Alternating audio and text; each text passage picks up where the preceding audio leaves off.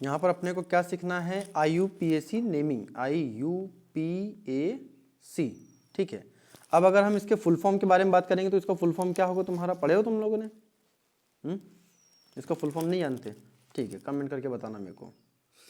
अपन क्यों लिखे? इसकी नेमिंग लिखने से पहले हमको यहाँ पर सबसे पहले ये चीज़ देखनी होती है कि कार्बन से रिलेटेड ये पूरा का पूरा चैप्टर होता है, या फिर जो नेमिंग की अगर हम बात करेंगे तो पूरा कार्बन से रिलेटेड रहेगा। तो सबसे पहले हम कार्बन को जान लेते हैं कि कार्बन क्या है। इसकी बॉन्डिंग के बारे में अगर हम जाने तो कार्बन के पास में आपके 4 बैलेंसिंग बॉन्ड होते हैं। यह हमें पता है कि 4 का जो कार्बन है, कार्बन के पास में 4 बंध रहेंगे और वो 4 हाइड्रोजनों के साथ जुड़े रहते हैं। एक प्रकार से हम ये ऐसा समझ सकते हैं सिंपल। तो इसका अगर हम इसका बेसिक फार्मूला बनाएंगे तो बेसिक फार्मूला क्या बन जाएगा, CH4। लेकिन इसमें आपको एक चीज़ और याद रखना पड़ेगा कि ये जो बॉन्ड होते हैं ये बॉन्ड कितने हैं, सिंगल बंध है कि डबल बंध है ना। अगर सिंगल बॉन्ड होगा, जैसे ये सिंगल बॉन्ड है सारे के सारे, तो यहाँ पर एक और चीज़ और देखनी पड़ेगी कि यहाँ पर कार्बन कितने हैं। कार्बन कितने हैं आपके पास में, एक ही कार्बन है ना। तो कार्बन अगर एक होगा, ये देखो कार्बन अगर एक होगा तो उसको हम क्या बोलेंगे, मेथ बोलेंगे, ठीक है। इस चीज़ को थोड़ा सा क्लियर रखें, क्या कि अगर आपके पास में कार्बन है, कार्बन सिंगल रहेगा तो हम उसको मेथ बोलेंगे, लेकिन अगर कार्बन सभी के सभी 4 मतलब सिंगल सिंगल बॉन्ड के साथ होगा तो वो क्या हो जाएगा, मेथेन। मतलब उसके नाम के पीछे ANE लग जाएगा, ठीक। उसके नाम के पीछे क्या लग जाएगा, ANE, मतलब मेथेन, ऐसा हो जाएगा, ठीक। अब अगर वहाँ पर कार्बन 2 हो गए, कार्बन 2 हो गए, इसका मतलब क्या होगा कि जैसे मान लो एक कार्बन, फिर ये बॉन्ड दूसरा कार्बन, फिर ये 3 हाइड्रोजन, फिर यहाँ पर भी 3 हाइड्रोजन। तो इसका जो बेसिक फॉर्मूला होगा वो क्या होगा, CH3 बॉन्ड CH3। लेकिन अब अगर हम इसके नेमिंग की बात करें तो इसकी नेमिंग क्या होगी, तो सबसे पहले तो ये देखो कि उसके पास में कार्बन कितने हैं। तो कार्बन हमारे पास में कितने हैं, 2 कार्बन हैं। तो 2 कार्बन हैं तो 2 कार्बन के लिए क्या बोलेगा, एथ। लेकिन सभी के सभी कैसे हैं, सिंगल बंध के साथ में है, तो यहाँ पर क्या हो जाएगा, ANE लग जाएगा, मतलब एथेन, ठीक है। क्लियर हो रहा है। अब अगर हम यहाँ पर थोड़ा सा और चेंजेस करें, चेंजेस का मतलब कि अगर कार्बन दूसरे कार्बन के साथ डबल बॉन्ड के साथ जुड़ा हुआ है, अगर कार्बन दूसरा कार्बन का डबल बॉन्ड के साथ जुड़ा हुआ है, तो यहाँ पर तुम लोगों ने ये भी पढ़ा होगा कि सिग्मा और पाई बंध। तो कभी भी याद रखना कि जब भी डबल बॉन्ड आता है तो उसमें एक हमारे पास में सिग्मा बंध होता है और एक हमारे पास पाई बंध होता है। मतलब कि अगर हम सिग्मा पाई की बात कर रहे हैं तो यहाँ पर अगर हम बात करें तो यहाँ पर चारों के चारों कैसे बंद होंगे, चारों के चारों सिग्मा बंद होंगे, मतलब सिंगल बॉन्ड जहाँ पर भी आएगा वो सिग्मा रहेगा।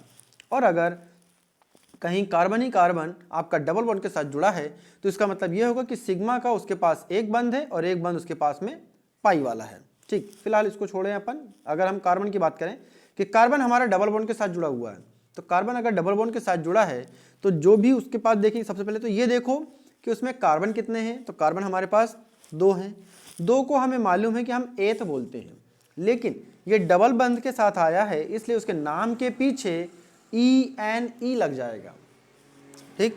उसके नाम के पीछे ENE लग जाएगा, ये सभी के नाम के पीछे, मतलब क्या होगा, मैथीन, ठीक। उसको क्या पढ़ेंगे, मैथीन पढ़ेंगे। मैथीन कब आएगा, जब उसमें डबल बंध आएगा तब, ठीक।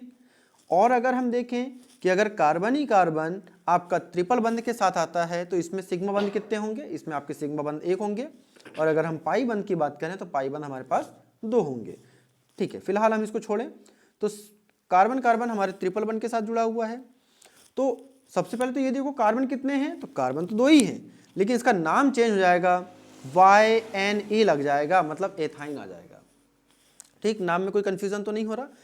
सिंपल सा हमें याद रखना है कि अगर सिंगल बंध है तो हमें ANE लगाना है, ठीक है, ANE। लेकिन अगर डबल बंध आ गया तो हमें क्या लगाना है, ENE लगाना है। और अगर हमारे पास ट्रिपल बंध आ गया तो YNE लगाना है। ये हमारा IUPAC नेमिंग का है। चलो अब थोड़ा सा देखते हैं, यहाँ पर लिखा हुआ है सफिक्स सिस्टम्स लिखा हुआ है, ये मतलब यहाँ पर लिखा हुआ है मोनो, डाई, ट्राई, टेट्रा, पेंटा, हेक्सा, हेप्टा, और जबकि इन्हीं नंबरों के सामने ऐसा कुछ लिखा हुआ है ना। तो इन दोनों में हम कंफ्यूजन क्लियर कर लेते हैं।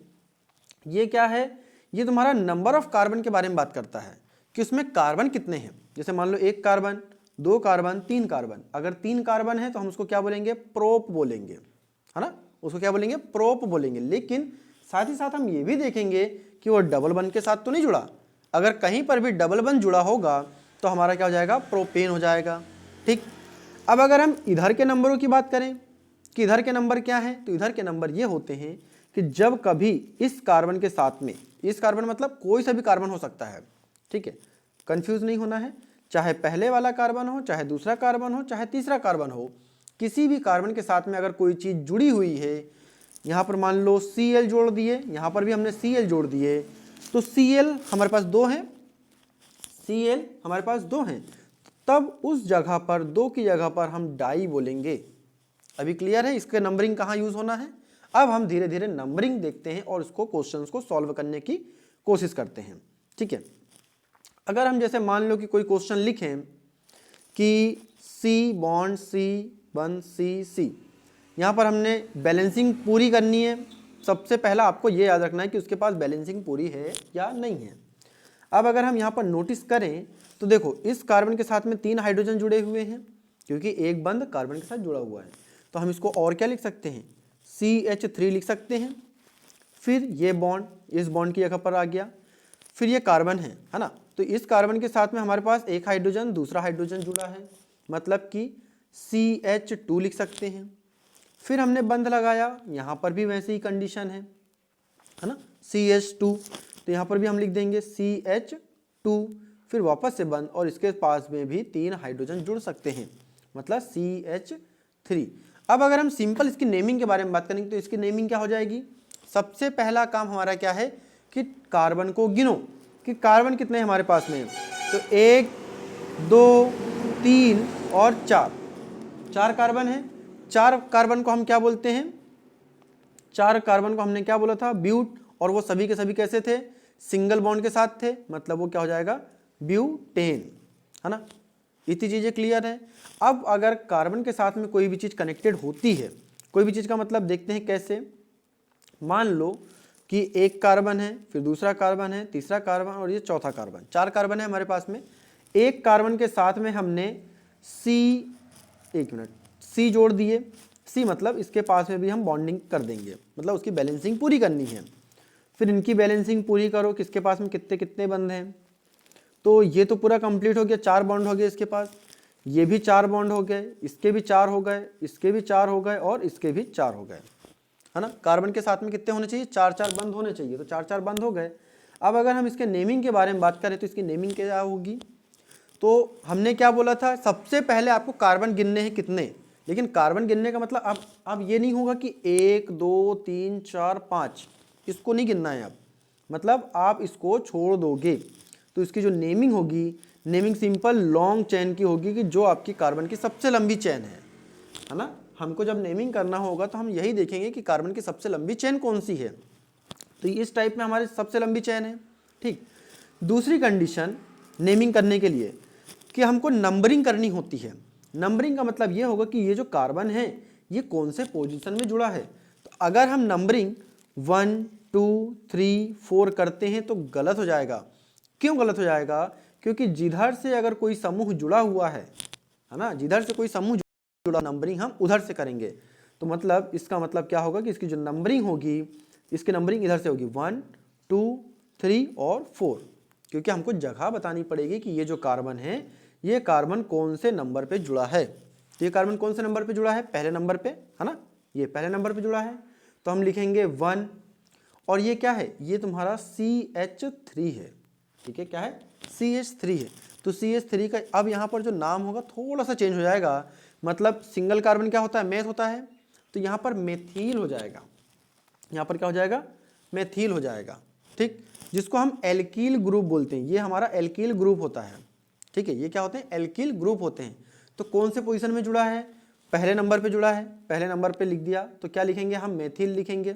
ठीक है, मेथिल के बाद में हमको वो लिखना है जितने कार्बन है, कार्बन कितने हैं, 1 2 3 4 कार्बन है, 4 कार्बन को हम क्या बोलते हैं, ब्यूट, 4 कार्बन को हम क्या बोलते हैं, ब्यूट बोलते हैं, और सभी के सभी कैसे हैं, सिंगल बंध में है, सिंगल बंध में है, मतलब कि ANE, मतलब कि ब्यूटेन। क्लियर है।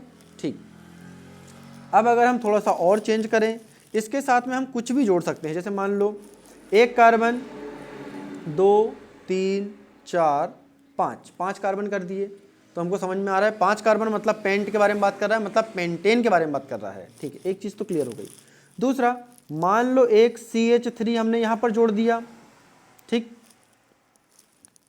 CH3 हमने यहाँ जोड़ दिया और दूसरा CH3 हमने यहाँ पे जोड़ दिया, 2 जगह जोड़ दिए। तो सबसे पहला काम है हमारा नंबरिंग करना।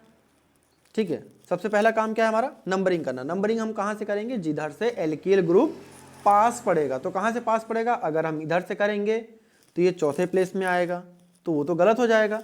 तो हम नंबरिंग कहाँ से करेंगे? हम नंबरिंग अपोजिट से करेंगे, मतलब 1 2 3 4 और 5 नंबरिंग करना। क्लियर हो गया?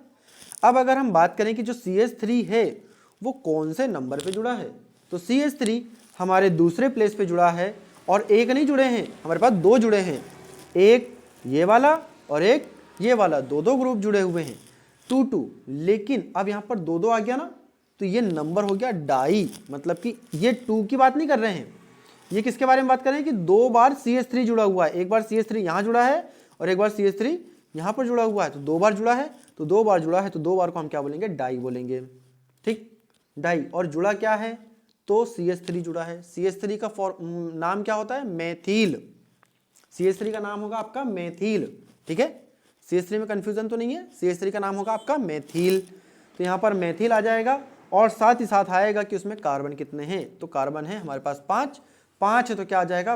पेंट आ जाएगा। लेकिन सब सिंगल बॉन्ड के साथ में है, सिंगल बॉन्ड के साथ में है तो ANE आ गया, पेंटेन आ गया। क्लियर है? तो इस टाइप की नेमिंग आप लोग कर लोगे। इसी के बाद में यहाँ पर क्या होगा? अलग अलग टाइप के एल्किल समूह आ जाएंगे।